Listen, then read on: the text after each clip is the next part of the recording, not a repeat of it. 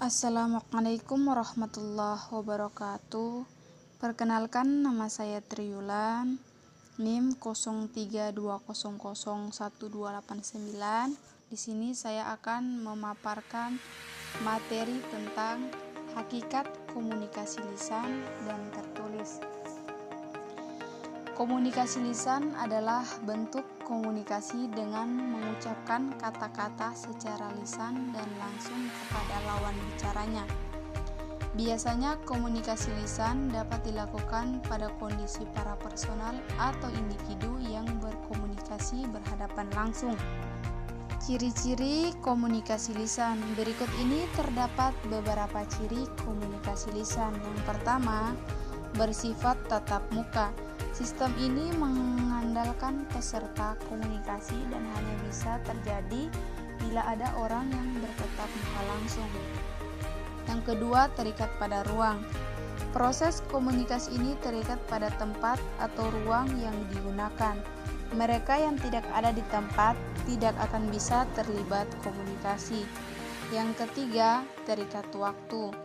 Komunikasi ini hanya bisa berlangsung pada waktu yang sama jika ingin pesannya didengar orang lain. Keempat, menggunakan organ dominian berupa mulut dan telinga, walaupun mungkin ditambah mata. Yang kelima, mementingkan penampilan, yaitu setiap orang yang ingin melakukan komunikasi lisan mempertimbangkan penampilan diri, terutama kesiapan panca indera untuk menjadi media dan sekaligus pesan dalam proses komunikasi. Jenis-jenis komunikasi lisan. Berikut ini terdapat beberapa jenis komunikasi lisan. Yang pertama, komunikasi lisan langsung. Komunikasi lisan secara langsung ini merupakan komunikasi yang terjadi tanpa adanya perantara, jarak, dan alat atau media yang digunakan dalam berkomunikasi. Yang kedua, komunikasi lisan tidak langsung. Berbeda halnya dengan komunikasi lisan tidak langsung yang menggunakan media atau alat perantara berupa telepon, komputer, televisi, atau yang lainnya sebagai penyampai pesan atau informasi kepada komunikan.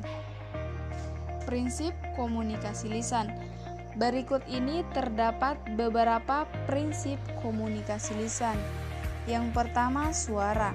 Suara merupakan getaran udara yang terjadi melewati pita suara dalam tenggorokan.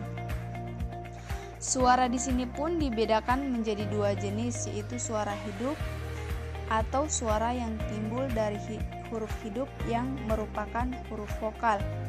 Suara mati atau suara yang berasal dari huruf mati yang merupakan huruf konsonan.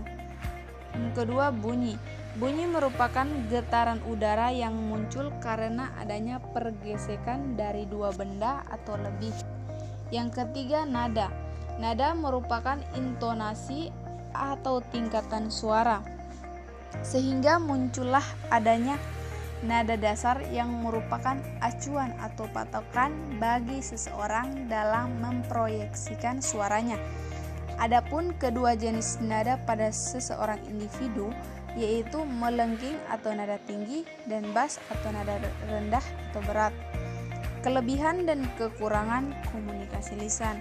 Berikut ini terdapat beberapa kelebihan dan kekurangan komunikasi lisan. Yang pertama, kelebihan komunikasi lisan, yaitu menimbulkan timbal balik secara langsung tanpa perlu menunggu respon dari komunikan. Dapat memberikan penjelasan yang lebih rinci dan jelas dan menimbulkan partisipasi atau tanggapan langsung dari komunikan. Yang kedua, kekurangan komunikasi lisan, yaitu memerlukan adaptasi atau penyesuaian kondisi dan situasi terlebih dahulu sebelum berkomunikasi, memerlukan suatu uraian dan penjelasan yang lebih detail dan sulit untuk didokumentasikan tanpa bantuan alat recording. Cara untuk meningkatkan keberhasilan dalam komunikasi lisan. Berikut ini terdapat beberapa cara untuk meningkatkan keberhasilan dalam komunikasi lisan. Yang pertama, memahami materi. Salah satu faktor yang akan mempengaruhi keberhasilan Anda dalam berkomunikasi secara lisan adalah pemahaman terhadap materi yang ingin Anda sampaikan. Yang kedua, kemampuan berbicara. Dalam komunikasi yang dinilai tidak hanya seberapa cerdasnya Anda, melainkan juga keberhasilan Anda dalam menyampaikan suatu ide atau gagasan kepada pendengar. Yang ketiga, tidak bertele-tele. Yang keempat, kepercayaan diri. Percaya atau tidak, kepercayaan diri seseorang sangat berpengaruh terhadap keberhasilan dalam berkomunikasi secara lisan. Yang kelima, penampilan. Dengan penampilan yang rapi, Anda akan memberikan efek segar dan citra yang positif akan diri Anda. Yang keenam, intonasi dan artikulasi.